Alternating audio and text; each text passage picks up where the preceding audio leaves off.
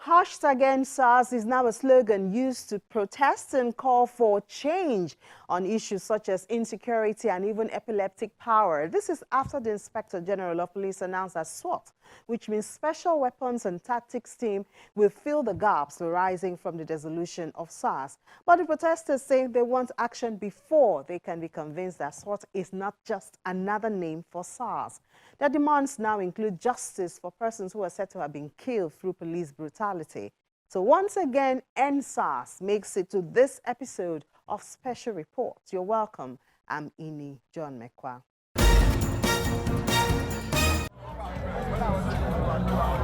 As the days go on, the crowd grows and the protest expands. It's the EndSARS protesters, carried on mostly by youths, with no name or face to a leader.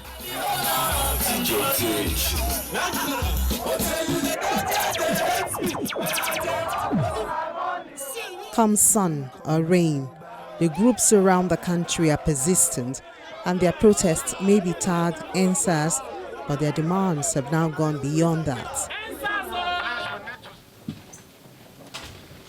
As answer to their protest, the Inspector General of Police had announced the ban on the Special Anti-Robbery Squad. 2 days later, he announced the formation of a new unit, SWAT, with a mandate to respond to robbery attacks, rescue operations, and special operations involving high-profile criminals. This development is in conjunction with a forum made up of the National Human Rights Commission, leaders and representatives of civil society organizations, activists from the entertainment industry, and the EndSARS movement and development partners. This has not met the clamor of the protesters, and they persist in almost all the states of the Federation.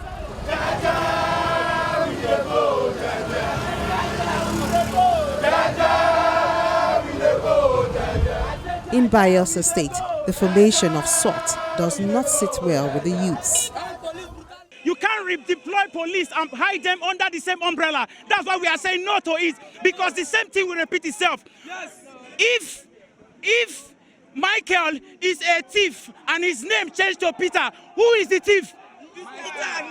Who is the thief?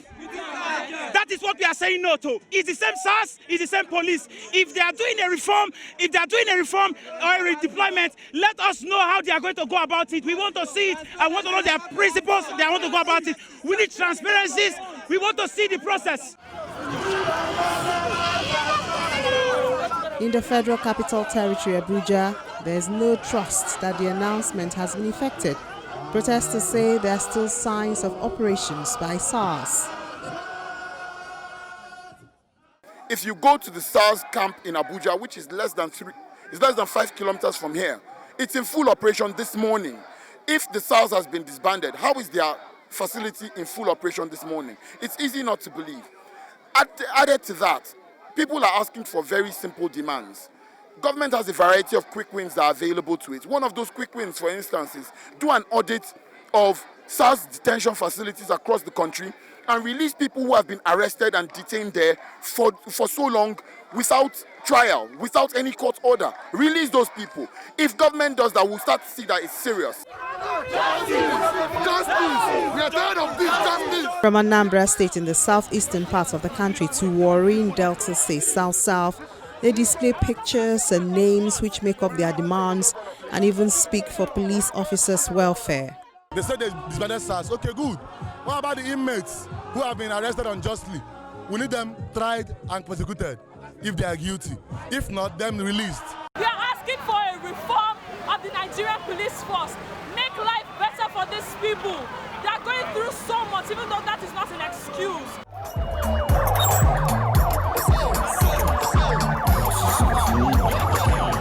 In Lagos State, the protesters seem to have been shared into the mainland and the island.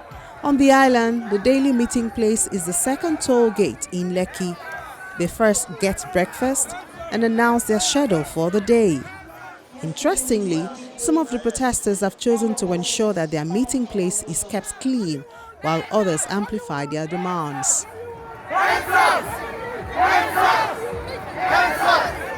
On the mainland, the takeoff from the Secretariat, the seat of power in the state.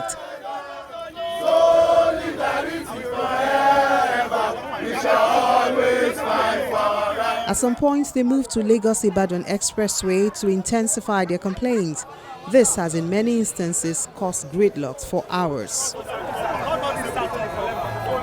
There were stories of infiltration of the group by thugs.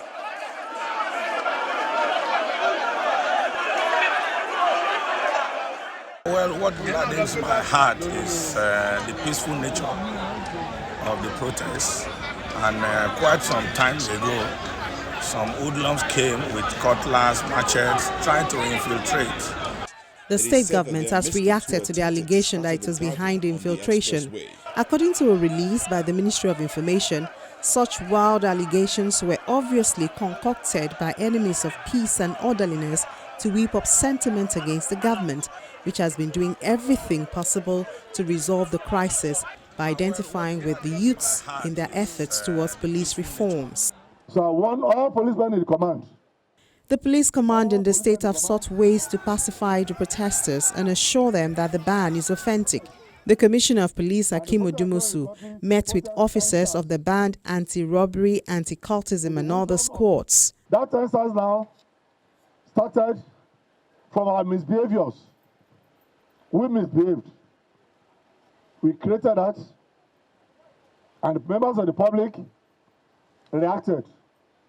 And in line with the democratic principle we have now, as a feedback mechanism, the government in the wisdom, acting to the voices of people, so the General Police now disbanded all these teams. You are still in police. And one of the requests which have been granted is investigation, prosecution of anybody that has gone beyond the brief. You have been disbanded. And that's why you are all in this uniform. No more tactical uniform. No more uniform on the road putting SARS there. No more uniform on the road putting anti-kidnapping. AKT, no more uniform on the road having inscription of anti-cultism. No more police on the road in uniform having inscription radar.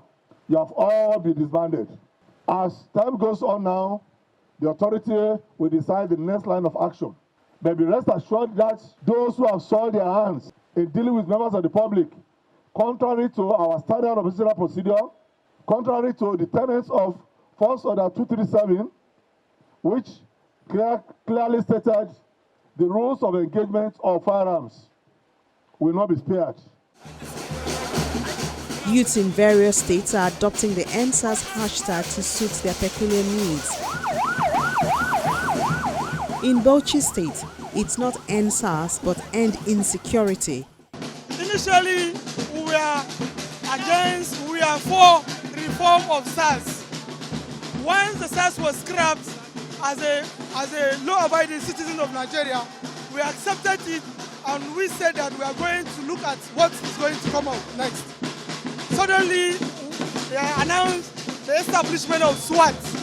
And this SWAT, we want the SWAT, we need the SWAT, and we want it to be informed, to be reformed and equipped so that it can face the current challenges of our country.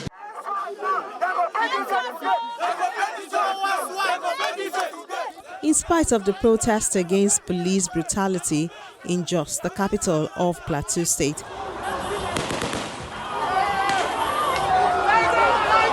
a convoy was said to have fired live ammunition at the protesters. Little wonder then that the protesters are already asking for an end to the newly created unit SWAT. No to police brutality, to say no to injustice, to say no to killing and slaughtering of young people, and just to take a stand for something. And there is a lot of things we should take a stand against. Yes. It's just a case of whether they're important enough for you to take a stand against them. That is why I'm here, simply. Run! They're shooting, run! Violent reactions such as this is alleged to have claimed lives of the protesters in Surulere, Lagos, as well as other states. Consequently, the Socio-Economic Rights and Accountability Project, SERAP, says it has filed a lawsuit against President Muhammadu Buhari and the Inspector General of Police over ongoing intimidation and attacks on the EndSARS protesters. SERAP is seeking an order to protect and secure the fundamental rights of peaceful protesters. In the meantime, the governor, Mr. Simon Lalong, has explained that all Nigerian governors are in agreement that the entire police architecture must be reformed. However, there are states like Borno and Niger that have benefited immensely from the SARS operatives. When we see issues like this, because most of the complaints were varied from one state to the other. In one aspect, when people said they don't want SARS, in some states they are saying they want SARS. They want SARS. With a reform SARS. They want a reform SARS because as far as they are concerned, some of these SARS help them a lot in addressing their insecurity. So, but if there are bad ones somewhere, holistically you bring them together, reform them, and then you work with them. So our opinion and our conclusion at that stage was that let us not just say that we are throwing the baby with the bathwater.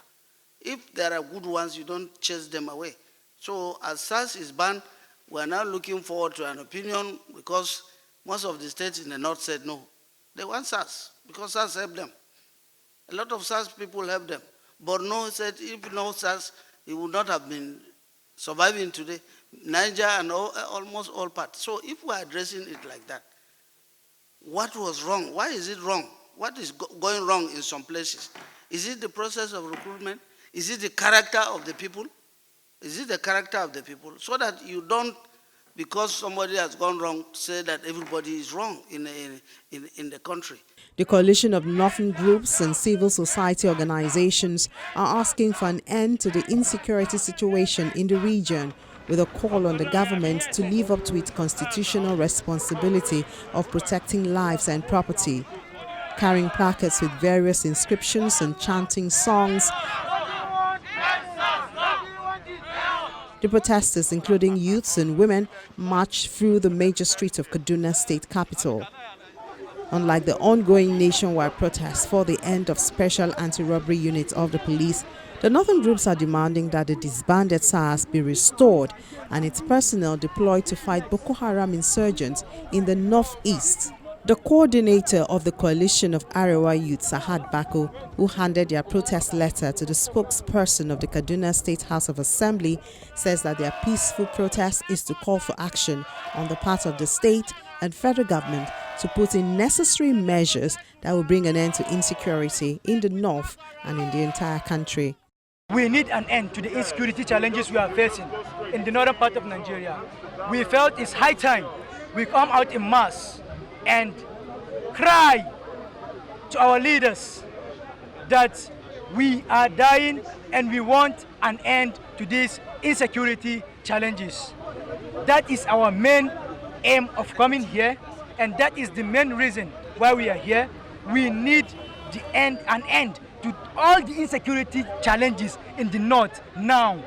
You have presented to us a letter of demand concerning the incessant killings, the armed banditry, and the rest of them is disturbing our society. You will all agree with me, youth of the northern Nigeria, that insecurity is quite a challenge, and the government is doing everything to make sure it curtails all the happenings. Gentlemen of the press, youth of the northern Nigeria, I assure you, we have received your letter. We will go through your complaints. You have made some resolutions. We digest on it.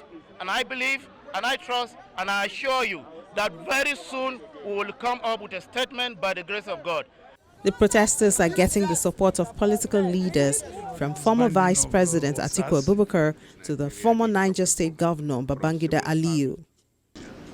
And I know the kind of work they are doing now is not the type of work that they are trained to do, actually. You cannot face an armed civilians in a democracy with guns. Do you ever see it being done anywhere in any part of the world? Only in this country. So it's totally unacceptable. Every institution in Nigeria needs some reform, from civil service to the police, indeed even to the military. In other words, we should pay attention to what is happening in each of these institutions. And I'm happy that Nigerians have begun now to really think about what they can do to make government do what they want the government to do. The youths in Zamfara State are outrightly asking for SARS. They list the benefits which they say they have enjoyed since SARS started operations in their state. Zamfara, we have our own peculiar problem. We have our own peculiar challenge, which we believe not all generic police should be specific to Zamfara State. Number one, we are state, we are people that are almost dying in banditry. We are being killed, we are being abducted, we are being kidnapped, harassed and molested by these armed bandits all over. But we cannot undermine the effort of what these SARS are doing to complement the work of the military in conducting 24 hours operation in most of this forest. And whether we like it or not today, we have experienced a relative peace in Zamfara State. And now, if we cannot advocate for more and more deployment of security agents, I think we should not be myopic in telling the federal government to take away this SARS out of environment like Zamfara. It is completely ridiculous, it is irrational, and that is why we believe we have a right to come out to demonstrate. Our reason is, unless Zamfara is secured of banditry and bandits activity, any idea that will lead to taking any formation of the security, including SARS in Zamfara State, I think it will undermine the effort of the government and the even security agencies in restoring a relative peace in Zamfara State. The voice of NSAS has spilled to outside the country. In South Africa, they overran the security gate of Nigeria's Consulate General in Johannesburg and demand to give a direct message. I am here to serve you, even if it will kill me. So please, when you come for this type of...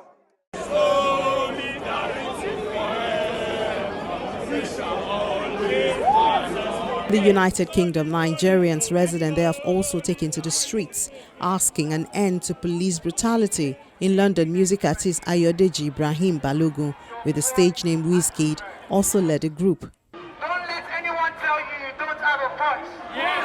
You all have a voice. Yes. And don't be scared to speak up. Yes. Because Nigerians will deserve good government. While the protests spread to other states, some Nigerians are digging into the foundation of police brutality, and youths who seem not to believe the words of the government and they prefer solutions.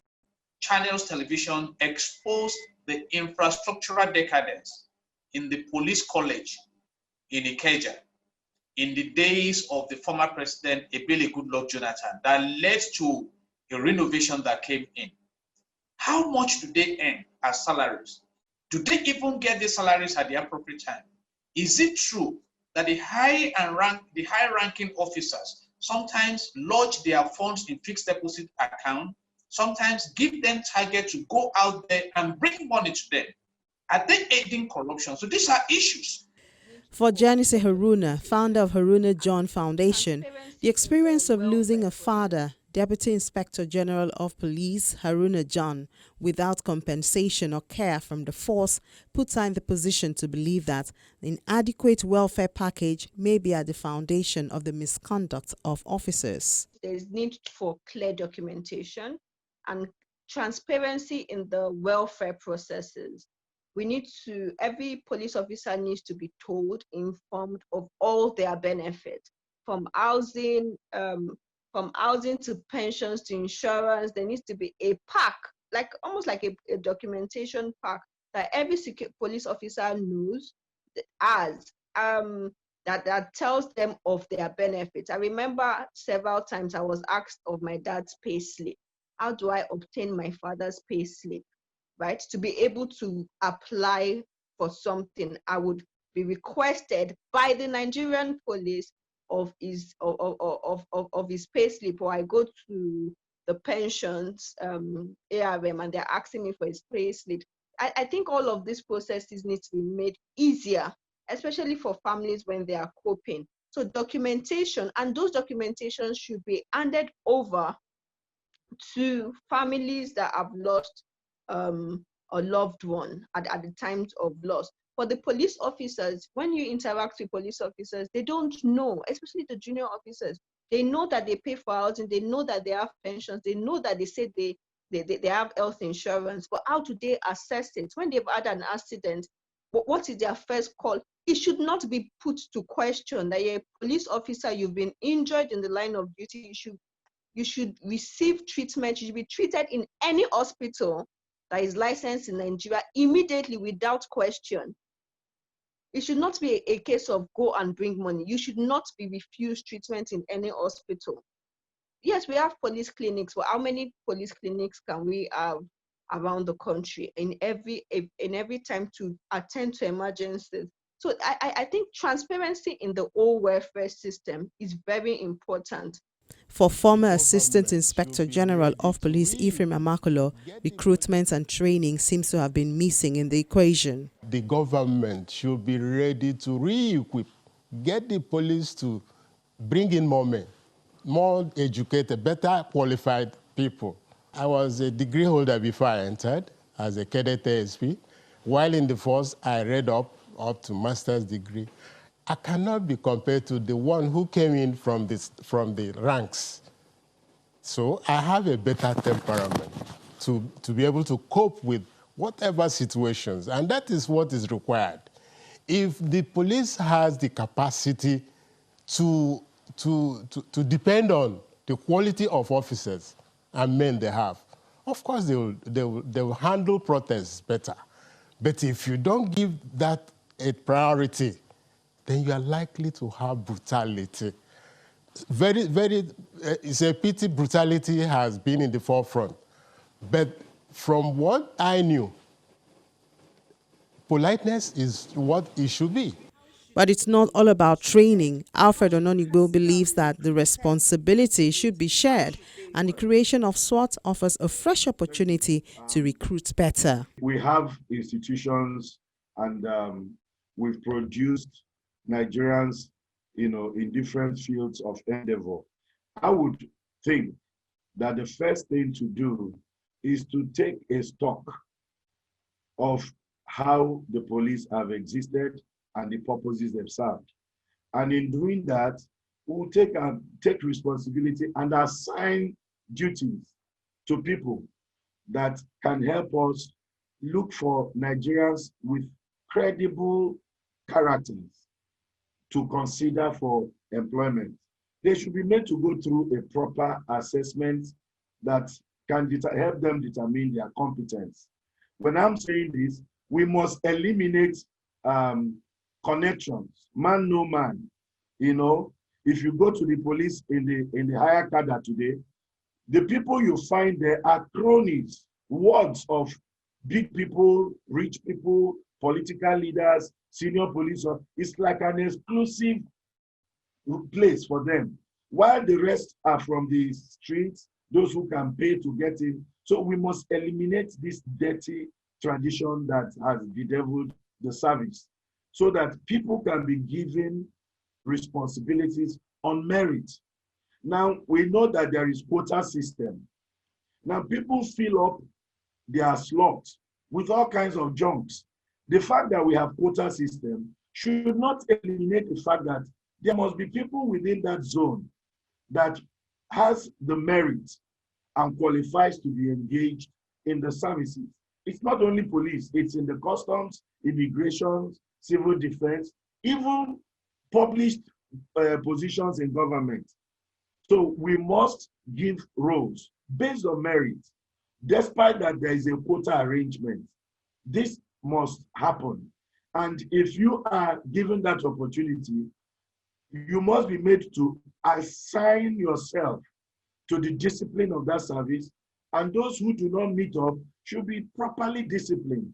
The justice administration system and the Constitution of Nigeria spells out your rights and privileges, and also the consequences of breach or infringing on other rights of other citizens. So we must follow the letters of the law. Well, that's it for this episode of the program Special Reports. Remember that Channels TV is open to comments and questions from you, so please do reach out to us. I'm Ini John Mekwa.